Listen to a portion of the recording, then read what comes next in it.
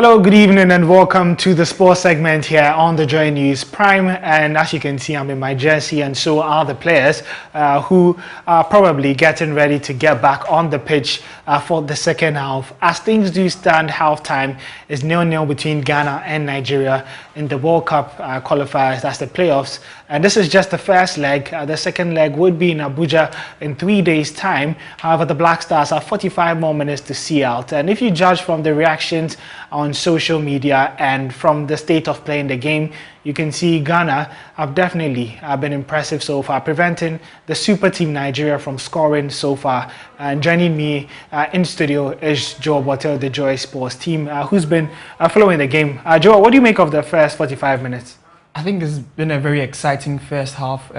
Looking at both nations, they've both tried to put their strong foot out there and try to get the results, but then they've not been able to get the goal to push them into, or put one leg into the game and make sure that they get a result for this game. However, I think that looking at both nations, I'm giving Ghana a slight advantage, because looking at the possession, you could tell that Ghana has had 63% of the possession, meaning they are controlling more of the ball, and with that, they're able to move the Nigerians and get a lot of opportunities. The only issue we've had is in terms of our defense, because we've not been comfortable building up from the back, in my opinion. We are forcing to get players to build up, but it's not been the best. And as a result, Allotey has been forced to play a bit of balls into the other half of the pitch. Now, if we also talk about the Nigerians, I believe the Nigerians are also trying their best. But the Ghanaians are trying their best to close down Osimhen and the wingers in Chukwueze and Simon Moses. So the Nigerians have not really had the opportunities, but whenever they are on the counter, they've looked quite deadly. And as we saw after the 25th minute, they put in a lot of effort to bring out more of those counter attacks, and they were not able to get a goal, but they got close to getting one. And halftime talk, both dressing rooms, Nigeria and Ghana, between Egavon and Otuado, who will be the happier of the two managers? I think in terms of who will be the happier of the two, I think it will be Egavon, because it looked from the start that Ghana were trying to get an early goal. So they didn't have much control, and if you look at how the Nigerians play, they need a lot of control of the ball. So if they've not been able to give the Ghanaians the opportunity to get the goal, then they would look much happier, because they're also playing away. If they're able to carry an away result, it would even make them more happy, and going back to Abuja to play that second leg. In terms of the game dynamics, I will be bringing you, the lineup and what possibly could be changed in terms of personnel pretty shortly. But before I come to that, in terms of the game dynamics, we know that there's the away goal rule. At what point does Otuado say, let's just take a 0-0 draw, no need to open up and try and score and end up conceding an away goal? Come again. I didn't get the question. I was asking, at what point does Otuado say that there's away goals, and so, let's keep it short and just take a 0-0 draw? Or does he keep on still trying to get a goal? I think from the 70th minute, if he's looking and seeing that, look, the Nigerians are putting more pressure on us, then we should try and keep it goalless, because if we are able to maintain our goalless score, it means that Nigeria don't have any advantage away. So we going away to Nigeria would mean that if you're able to get just a single goal, it could mean so much for us, because a goal in Nigeria would mean that should it end a draw, or should it end a draw with a result as a 1-1, 2-2 with goals, it would mean that Ghana could be going into Qatar. So I believe from the 70th minute, we'll have to watch how we play. We have to manage the game, make sure that no one is making errors that could cost us. And if we have to manage the game in terms of changing personnel who are tired, then we can get in a bit of fresh legs in there to get us something. And let's just go through the lineup, and so that we can look ahead and anticipate some of the personnel changes that we might see in terms of the starting 11s. And Joseph Olokot retained his place from the Africa Cup of Nations. And at the back four of Dennis Frimpong making his debut, Gideon Mensah playing at left back, and then Gideon Mensah, and then you have Daniel Amati and Alexander Jiku. In midfield, we have Baba Idrisu Mohamed, Thomas Partey, and Mohamed Kudus. Afenajan is playing up front and being flanked by Jordan Ayew and then Fatau Isahaku. So the second half has kicked off. There's live commentary of that game between Ghana and Nigeria. Second half is still 0-0 between the two sides. And let's now head to Twitter to see what Ghanaians are talking about. You know, whenever the Black Stars are playing, it's not just Otuado who would be the coach. There are a lot more coaches who will be observing a lot more things. We're seeing the effect of Ndidi's absence. Not enough energy in our midfield to counter Partey. For Rebo to move freely with the ball, we need Etebo, Lukman, and Dennis ASAP. That definitely is a Nigerian. Moses Simon, please stop dribbling me too much and pass your ball. You do not bring the ball from your house. He's losing the ball every time. Looks like the Nigerians are not so happy.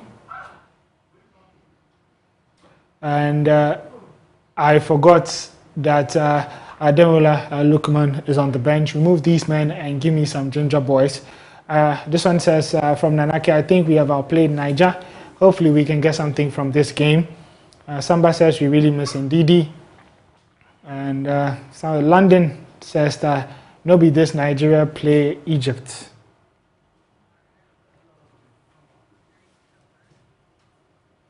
We'll keep you updated on the results as and when they do come in. But away from football, Patrick Allotey would have a unique opportunity to reclaim his WBO Super Welterweight title when he clashes with Hamisi Maya from Tanzania on March 26th. Joy Sports Asari Bediakon was at the gym of the Ghanaian boxer on Thursday. Let's bro, come on, let's go, come on, can do it, rapid.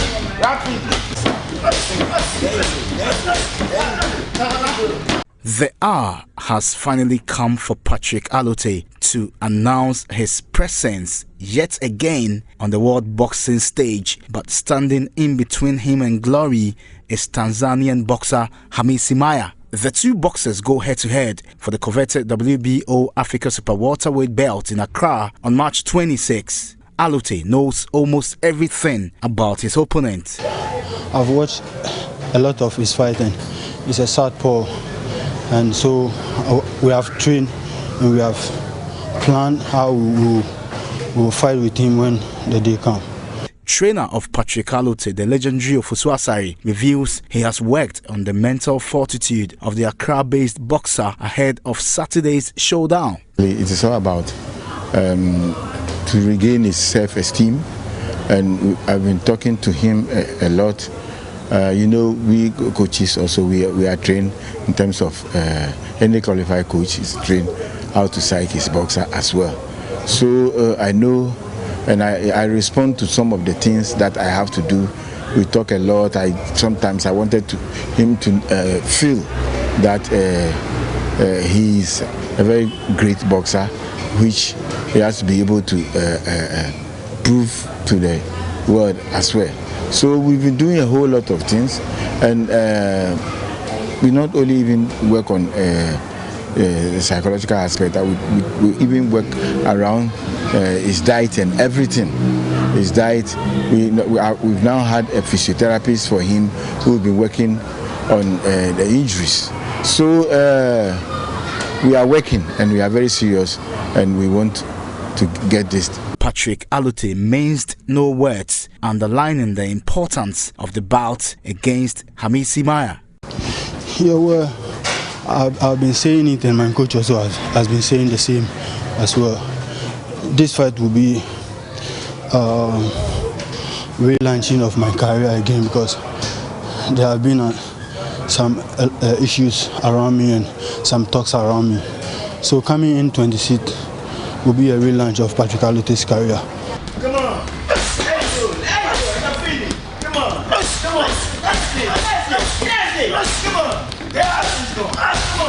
on, let's go, come on, let's go, come on. While still on boxing, the president of the Ghana Boxing Authority, Abraham Kote Nikwe, has backed Patrick Allotey to defeat Hamisi Maya on Saturday. Well, Patrick is one of the boys that I've marked that during my time I'll have some world champions out of them. I know Patrick. I've been following Patrick very closely.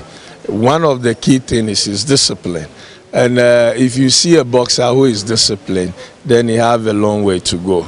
And that is Patrick. So as for Patrick, I'm happy that Cabrick is putting him back in the ratings. I know he will be a world champion in my time. He's one of my guys. All that we need right now, myself and the whole Ghana, we have to pray for him.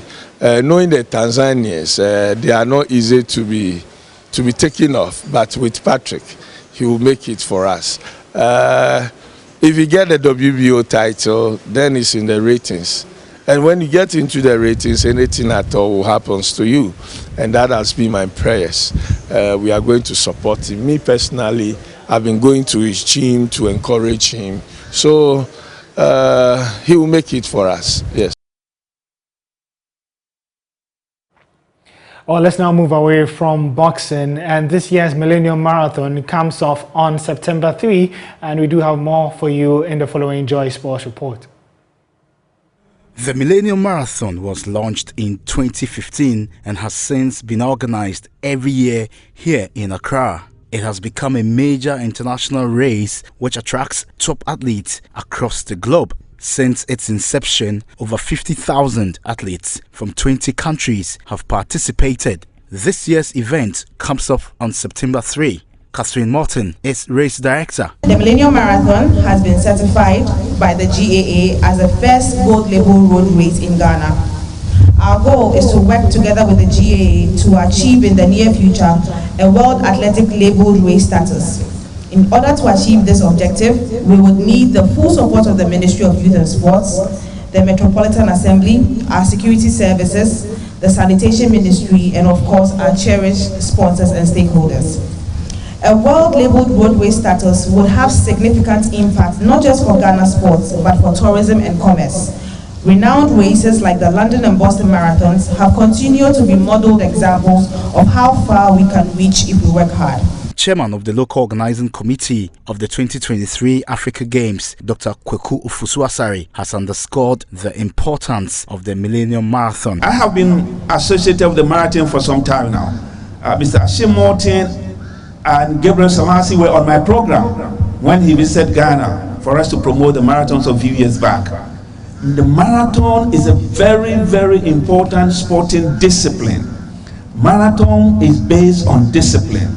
It's based on your timing. It's based on preparations. It's based on everything, how you condition yourself, how you pace yourself to win the marathon. It's all about discipline and about your willingness and determination and tenacity and perseverance. We at the LOC are proud to be associated with this marathon this year because we're looking forward to getting the opportunity to harness talents. We are hoping that this marathon will give us athletes who will feed into Team Ghana and who will eventually represent Ghana come 2023. The winner of the 2022 Millennium Marathon takes home 15,000 Ghana cedis. Let's go back to football, and the one that interests you the most. Our Black Stars are still in action, and it's still 0-0 between Ghana and Nigeria at the Babayara Sports Stadium. 56 minutes played, but before halftime, the camera went on the technical bench, and we saw Dennis Korsah of Hartlepool warming up alongside some other players as well. There's a possibility he could make his debut for the Black Stars, but he didn't have the usual story that most footballers have in Ghana. I've adapted because I know some of them already, not personally, but then I've played against them, so probably I know them by face, I know them by names. So coming here, I use that as a yardstick to quickly know my way around, adapt quickly so that I could also probably put in much efforts and then we can all push the team to where it is now. So coming here, though it's been some few months, but then I think everything so far is going on well. Well, that's very interesting. But let's look at your start of life in the Phobia family, and you've had a good start, I would say, especially on 20th February. Winning man of the match versus when you faced Kotoko. That probably is maybe the highlights of your Heart of Oak career as at this point. How did you feel at that moment, being a defender and winning the Man of the Match award in your first Super Clash? Probably, it felt good though, but then again, I'll still give credit to the whole team for that effort, everybody's desire to win, the performance we put up that day. I think that was what amounted to the whole thing. But then it's, as you said, it's not too much likely for the defender to win those awards in such big games, because people would expect you to probably do well. Some would expect you to feel jittery because it's your first El Clasico and all that. But then I've played against them, as I said, so it wasn't too much of let's say pressure or no. And then we talked, we motivated ourselves. It was a whole, like, the effort of the whole team collectively. That's what's about the performance. And just a few days after you met the same opponents, this time you won 2-1, and there was a trophy on the line, winning the President's Cup. Your first trophy with Heart of Oak. How would you describe that as well? It felt good because playing some few games and then winning your first trophy, and then it's the President's Cup as well, which the President was present. I think that's what makes the whole thing beautiful and good. So it's a good feeling when you join a big club, maybe to win trophies. It urges you to keep on working harder, keep on moving forward to achieve more, because these big teams always want results. They always want to win titles. They always want to win something for themselves. So it's good. It's a big team, and if you look at the composition of quality that you have is really, really high and saturated. And I'm focusing on set pieces because, at Busia Drafts, you were the main guy behind free kicks. Now, it's almost like a queue, because there's Muntari, if Owuraku is probably around, he stays in there.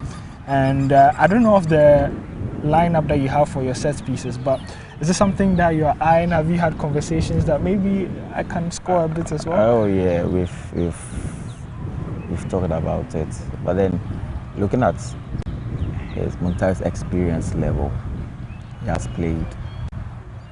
We know Muntari from like what he has done for himself and then the national team, the kind of qualities he possesses. So in such situations, we know he can also deliver. So we just leave him to do the Muntari thing that he has been doing. Not notwithstanding, but then we approach him and then we talk and then we just leave it for him to also. We can also play. Owuraku is there, Salim, Muntari, myself, like a couple of players can. But then I think Salim got a chance to play one. That's presidential so cup. It's something. It's not like we just left everything for him. No, we just talk about it and then we decide on who to play at the angle where the ball is, and then we decide, okay, when he plays, probably to help us this place, let's leave it for this person to also do. So, yeah. And speaking of, it's not like a queue where you have to wait for him to go out. No. We can all play at like looking at the angle and where the ball is. Yeah. Okay. You spoke of Muntari and the amount of experience that he has. How has it been like training with a player who has achieved it all, he's seen it all, and what's his influence been on the team? He's like a great motivator to all of us, because and then he's one person who always wants the best out of everybody. So we are trying to learn from him. We are trying to use him as a yardstick to improve upon our performances. So his presence alone feels like some kind of motivation for all of us. Looking at where he has been, and then he has decided to join us and then play with us, I think the only thing we can do is just learn from him and then probably do much more better than what he has done previously. And then what he's bringing on board now. So. Well, speaking of doing better than him, on a personal level, there's been talks from fans. You've become almost like a fan favorite, Heart of Oak fans. Anytime you're put out on social media, there's a lot of appreciation. Some of them are even calling for you to be part of the national team. Is that something that's run across your mind? Yeah, I've heard comments, I've seen post and all that. But then it's, as I said, they are calling for my, so we just have to wait whether the call comes or not. We still stay focused, do whatever I'm doing, make sure I keep on playing well, improving, training hard. And then if it comes, fine. If it doesn't, we still move. So what would you say is like the next level for Dennis Korsah, and what are you looking to achieve? For that achievement, we are probably win the league with Hearts, go on to win the FA Cup as well, and then make sure we probably step into Africa, and then this time around do much more better than they did last year. So I think probably move higher than that as well. So you know, we are still working, we are still keeping the focus. You speak of winning the league. The league looks like a very tough task at this moment. What's the feeling like in camp? Is it that you think you can For now, catch up? Nothing is impossible. We are still in it. We still have, I think, like 15 or 14 matches more to go. So, and then that's a whole lot of matches, and so many can happen within that period. Yeah. So we still have to stay focused and then believe in the process, work towards that, and until like the league, we declare a winner, everybody's in contention to win the league. Okay. And lastly, you have a degree in physical education. Yeah. That means that, you know, after school you probably have something to fall back on. After playing, rather, you have something to fall back on. What are your long-term goals after football? Do you want to go into physical education or coaching? For now, as you said, I still have something to fall back on after football. So I think as much as we are in it now, we still probably work from other angles. We don't want to wait till when I'm done with football before I use the whole thing. But then we are still working in line. We are still pushing from other angles to see if we can still combine both as at now and then make sure we get something out of it. Definitely, I'll still be in football after football, so we're still working on that. And you know, what advice would you give to young players out there? Should they also try and get a degree and be playing along, or you can fully just go on your football line? I said probably, but now it will depend on the individual what they want for themselves. But then, as it has helped me, I believe it will help someone also. Then I'm not the first person into this. Manomi was in Dreams, but then he even had his master's degree. Cheba from Wafa, he has a master's degree. I think Zuta, William Opoku, Adenton, they were all graduates. Even Isha Abu is also a graduate. Yeah, so it all depends on the individual. But then I'll still encourage them to pursue that if they have the desire to combine both.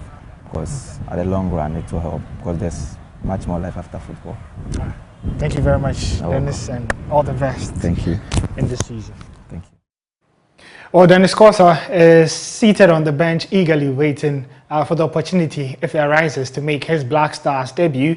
And the game against Nigeria, currently ongoing at the Babera Sports Stadium. We're left with about 25 minutes of action. It's still 0-0 between Ghana and Nigeria. If you want live commentary of the game, you can follow it smoothly on Joy 99.7 FM. My name is Owuraku Ampofo, and if you also want to follow the game online, you can follow Joy Sports. That's at Joy Sports GH on Twitter. Also check online my Joy Line /sports for live updates of the game as well. That's the note on which to wrap up our sports segment here. We'll be back again on Monday to bring you all the reactions from the first leg and also get you ready for the second leg of the Ghana versus Nigeria game.